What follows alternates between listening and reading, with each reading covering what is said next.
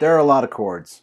I don't know how many there are, but there's a lot. There's major chords and minor chords and dominant chords and four-part chords, major 7, minor 7, minor 7, 5, 5, diminished, augmented triads. Like, there's a lot of stuff going on. You're going to run into these chords called 6 chords.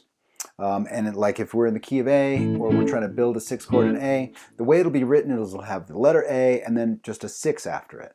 Or it may say A with the word add and a 6, A add 6 or A6. These 6 chords are very weak structures, and they have a very, very ambiguous harmonic function, which makes them super hard to nail down. Hey, welcome back to the channel. My name's Chris. Today you will learn about 6 chords. Six chords, not 6 chords, 6th chords, not the 6th chord. Pretty confusing already.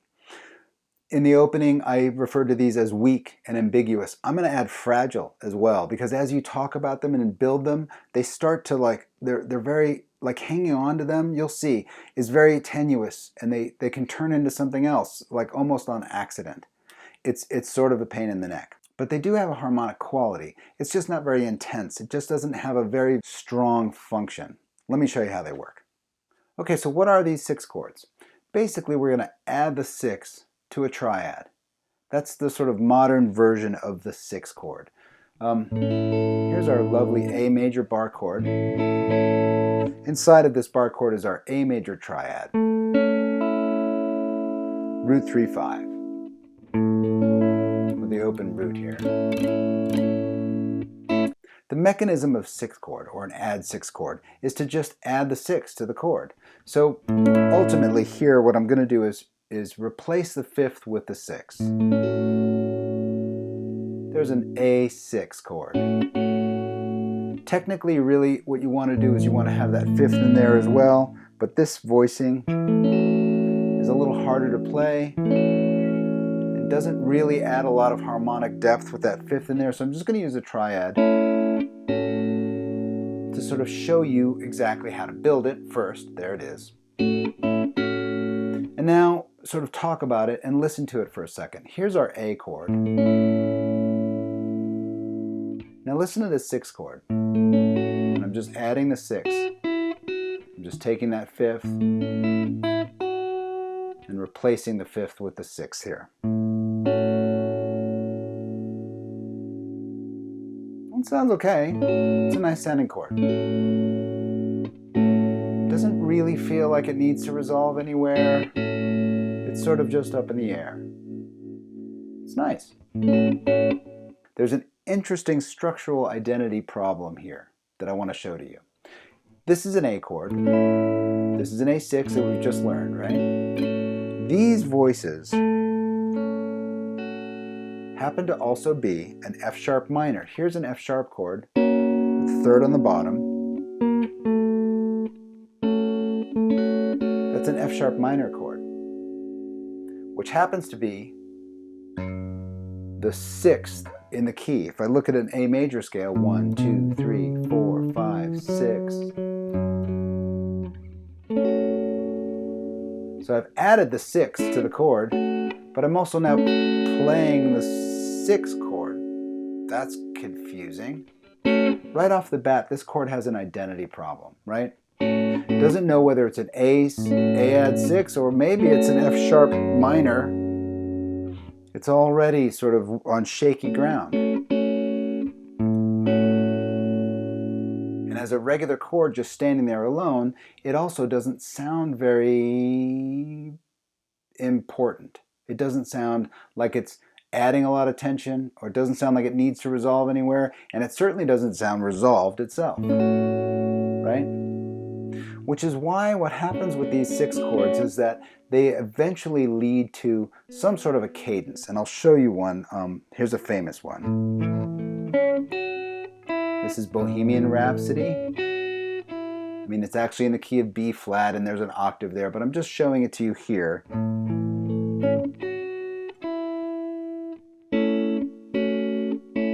It's a cadence. Freddie Mercury is using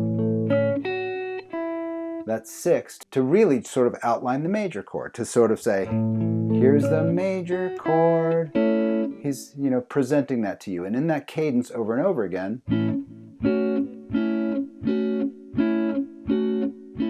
he's really using it to sort of resolve back to the A, and in his case B minor. But you see what I'm saying? So it's really better off used, as we can see, as a cadence, because it has a little bit more identity structure to it.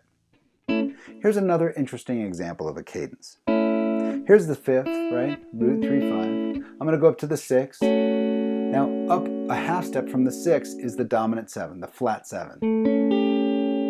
You can recognize this as an A7 chord. Right? Like this. So listen to this as a cadence from the 5 to the 6 to the 7.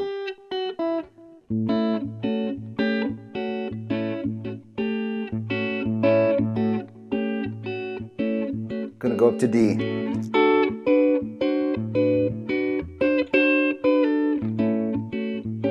This is just a 1, 4, 5.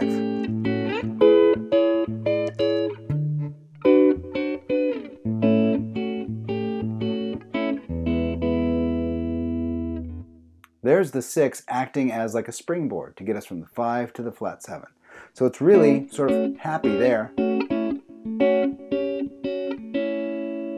Much happier as a element of a cadence than it is as a stable sort of chord to rely on for some harmonic density or some harmonic signature. Let's switch to minor.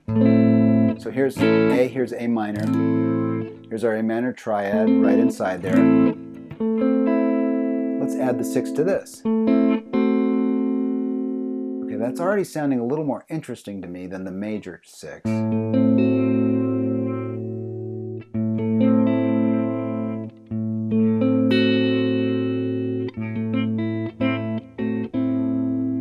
But now look at this. This is a minor triad, A minor. This is A minor 6. This chord right here is also a D7 without the root. Okay, that sounds confusing. It's not my fault. It's not your fault. It's this chord's fault. It's now making us sort of hear a D7 chord. So when we play this minor 6, by itself, if you just soak in it for a while, it's got a nice, basically sort of a nice little tension to it. But once you play that D, what you're really hearing is this. A cadence, back and forth. This is suggesting D7 more than it's really happy to remain in A minor 6. Isn't that weird? Doesn't that sound strange?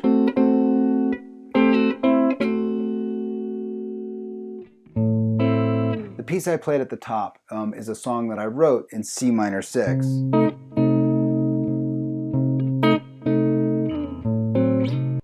This is a C minor chord, and I'm taking this root down past the flat 7 to the 6.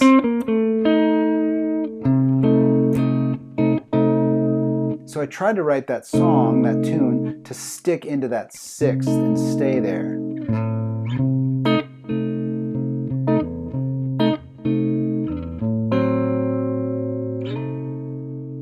So when you soak in it a little bit, it does have some harmonic integrity, but it's a little fragile, because if you play something different, if you treat it differently, it just sort of vanishes as a 6th chord and becomes something else.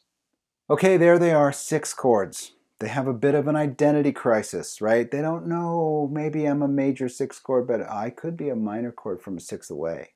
I'm not going to tell you just yet.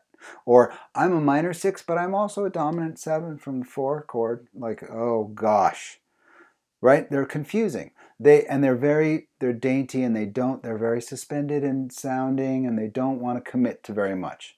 But as a passing tone, that 6th degree leads you from the 5 to the flat 7. So it actually does have a nice function. But when you rest on it, you really have to be committed to it, right? I mean, here's a great example. The Beatles' Fool on the Hill is D6 to G. Listen to the melody here.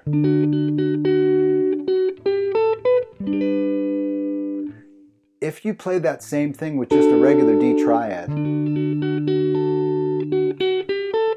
it sounds fine. Listen to it with a D6.